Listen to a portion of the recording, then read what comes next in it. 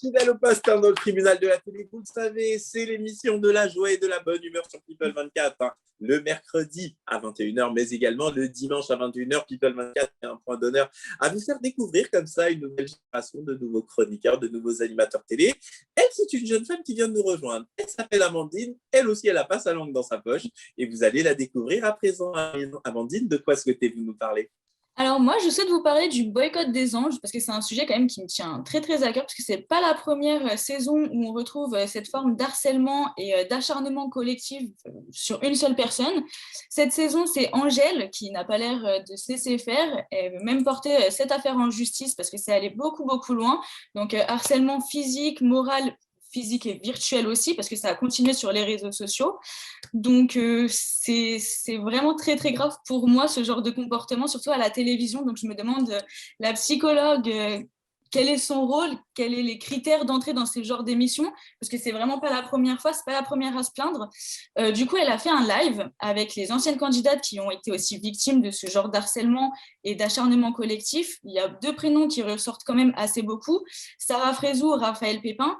Mais là, encore plus grave, il y a la production qui serait aussi en cause, qui ne les aurait pas défendues et qui aurait même dit que c'était limite normal, qu'elles étaient là pour ça. Donc, Alors, Amandine, je me permets de vous interrompre pour vous redonner bien sûr la parole aussitôt, mais pour les téléspectateurs qui n'ont pas suivi les anges et qui ne savent pas ce qui s'est passé, est-ce que vous pouvez nous expliquer en détail ce qui s'est passé dans ce cas de figure bien précis? oui, alors bon, ça partirait d'une petite dispute entre Angel et des candidats de la télé-réalité qui se sont tous regroupés sur elle. Donc, pour des regards de travers, ça virait au drame. Donc, Raphaël Pépin, Sarah Frézou s'en seraient pris, j'utilise le conditionnel car je n'étais pas là, s'en seraient pris à Angel, l'aurait fait passer pour une alcoolique en essayant de dire que ses paroles ne valaient rien, qu'elle était juste une alcoolique et qu'elle était folle, qu'elle n'avait pas vécu ce qu'elle disait. Mais bon, elles sont quand même plusieurs à raconter ce genre de choses au fil des saisons. Il y en a eu vraiment plusieurs qui se sont retrouvés seuls contre tous. Donc la production n'a l'air de visiblement rien faire pour aider ces jeunes femmes. Donc là, ça a l'air de partir un peu plus loin parce que la jeune femme ne veut pas rester, ne veut pas en rester là. Elle a décidé de mener ce problème en justice parce que elle a envie de se faire entendre et elle n'a pas envie de laisser ça couler. Ben, écoutez, merci tout d'abord pour votre première, Amandine, on vous applaudit pour vous donner du courage et de la force pour vos prochaines chroniques. Alors, moi, je voudrais vraiment que vous interveniez tous. Alors, justement, je vais commencer par vous, Anissa. Anissa, vous-même, qu'est-ce que ça vous évoque qu'une candidate qui participe aux anges finisse par se dire non, là, c'est comme une meute et au final, ils sont en train de me lyncher et qui va faire appel à la justice et la justice risque de regarder aussi du côté de la production. Qu'est-ce que ça vous évoque, Anissa? Moi, ça m'évoque directement Aurélie Preston, qui a vécu un harcèlement psychologique et physique tout le long des anges, je ne sais plus c'était les anges combien, mais Aurélie Preston, par Raphaël et Sarah Frézou, qui sont connus dans l'harcèlement comme bon leur semble. Et je pense que c'est pas trop tôt que des personnes se réveillent parce que c'est des personnes qui sont nouvelles dans la télé-réalité comme Angèle et qui osent tenir tête aux anciens et qui se disent je vais pas laisser passer ça, c'est pour moi, c'est pour Aurélie Preston, c'est pour plein d'autres personnes qui ont vécu de l'harcèlement et je trouve que c'est pas correct. Mais écoutez, c'est dit. Juste pour ma propre information personnelle, on dit Aurélie Preston ou Preston? Parce que moi, je croyais que c'était Preston. J'ai entendu Preston l'autre jour, alors j'ai répété. Ok, mais écoutez, pas de souci, je vous fais confiance. Ce que vous dites là, ma chère Anissa, est particulièrement pertinent parce qu'on se rend compte qu'en réalité, les plus anciens candidats de la télé-réalité et qui connaissent les codes, c'est assez dur ce que je vais vous dire, mais ils se rendent compte que plus vous êtes méchant, et plus vous gagnez des abonnés en réalité. Pourquoi? Parce que vous avez cette culture du clash, cette culture du conflit, etc., etc. Et c'est que comme ça qu'on finit par gagner des abonnés. Donc, je voudrais entendre tout de suite Anaïs et juste après Candice pour développer ça. Anaïs, vous-même, est-ce que vous pensez que finalement, pour faire de la télé-réalité, il faut absolument être clasheur, mauvais, etc. et pour pouvoir engranger des abonnés en faire de la polémique?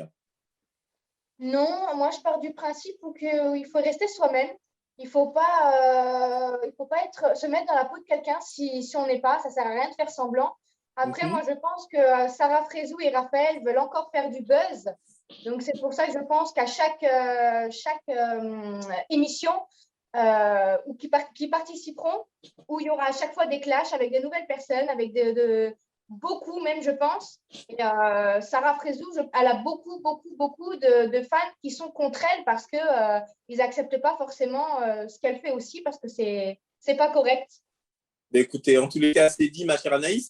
On dit justement, pour revenir à ce qu'on disait à l'instant, c'est cette culture du club finalement. Et quelque part dans la plainte d'Angel, moi, je ne sais pas ce que vous en pensez, mais je pense que la production risque quand même d'avoir à rendre des comptes. Hein, parce que c'est une chose qui tourne une émission où c'est la culture du clash qui fait le sel de l'émission. Après tout, quand on regarde des émissions de télé, on va se raconter des histoires, c'est aussi pour regarder des clashs et des trucs comme ça. Mais quand tout est concentré sur une seule personne, sur plusieurs jours, etc., légalement, ça s'appelle de l'harcèlement. Vous en pensez quoi, Candice? Ben, effectivement, ça s'appelle de l'harcèlement. Déjà, moi, je suis contre l'harcèlement médiatique et psychologique parce que Sarah Frézou, elle est reconnue un peu pour ça.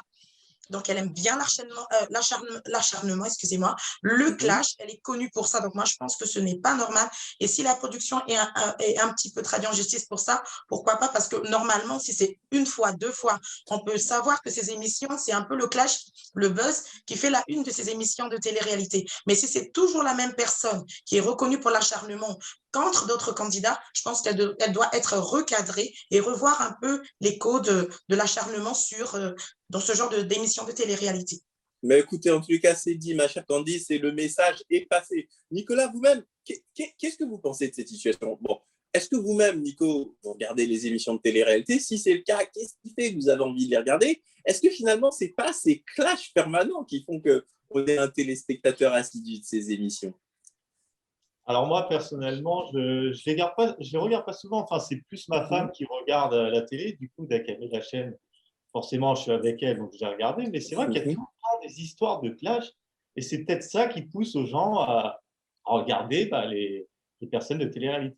Enfin, mais Nicolas, en fait, il y a toujours des histoires. Tout à fait. Mais pour compléter ma question, pardon, Nicolas, c'est est-ce que justement, parce que la production, elle a beau jeu là, parce que la production, elle va dire, ah ben non, nous, on n'était pas pour le harcèlement, etc. Et ça, et comme l'a dit à juste titre Amandine lors de sa présentation, elle laisse faire la production, parce qu'elle se dit, ça va me faire des super images, ça va me faire beaucoup de tension dans l'émission. Est-ce que la responsabilité de la production, d'après vous, Nicolas, hein, et votre sensibilité, est-ce que vous pensez qu'elle pourrait être recherchée aussi? Parce que au final, les personnes le vivent très mal. C'est pas la première personne, et je ne sais plus qui nous l'a rappelé, je crois que c'est Candice, non, pardon, c'est Anissa, que Aurélie Preston ou Preston, je ne sais plus, avait déjà subi ce type d'harcèlement, toujours de la même Sarah Frézou. Qu'est-ce que vous en pensez, Nico? Alors là, je n'ai pas trop de mots pour cette histoire. D'accord. Vous, en fait, comment dire, vous le regardez ça comme un téléspectateur. Encore, vous n'êtes pas trop téléspectateur de ce type d'émission. Rassurez-vous, mon cher Nico, je vois Jemila qui est en train de bouillir. Jemila, apparemment, elle les regarde, ces émissions. Qu'est-ce que vous en pensez, Jemila? Bah, moi, je suis tout à fait contre le fait d'harceler une personne. En ce qui concerne Sarah Frézou, je pense que son acharnement envers les autres vient de son propre mal-être, en fait, parce qu'elle aussi, elle en a bavé pas mal, parce que dû à son poids déjà. Et je trouve ça vraiment dommage pour quelqu'un qui a subi et renvoie cette image-là à la société, et donc du coup incite à d'autres jeunes à le faire. C'est comme si c'est un exemple, alors que c'est... Voilà, mais tout simplement... ma chère Jemila, mais à 1000% d'accord avec vous. Et c'est pas parce que soi-même on a été victime d'harcèlement qu'effectivement on doit avoir ce type de comportement, parce que là on parle de personnes qui sont dans la télé-réalité, et on dira ce qu'on veut, qui gagnent correctement, même très correctement certains de leur vie, et donc ils peuvent prendre des avocats pour se défendre. Et vous avez vu le nombre de jeunes qui se suicident chaque année en raison du harcèlement? Si c'est érigé dans une émission comme un mode, je dirais, d'attitude normale, puisque vous savez très bien que ces émissions sont suivies par beaucoup de très, très, très jeunes téléspectateurs. Moi, c'est ça qui me choque, Jemila. Ouais.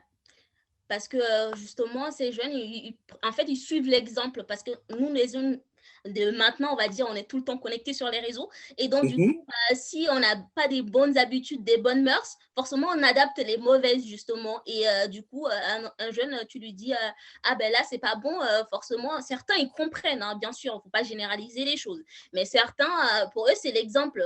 Par exemple, une personne qui n'a pas, je sais pas, son père ou sa mère ou un truc comme ça, et donc il trouve son idole, en fait, dans les réseaux. Et si son idole il montre pas les bons exemples, bah forcément, donc du coup, bah, cette personne devient voilà, un délinquant de la société plus tard. Ok, en tous les cas, merci beaucoup de ce point de vue, ma chère Djemila, qui a été complet et concis, non pas concis, mais complet en tous les cas.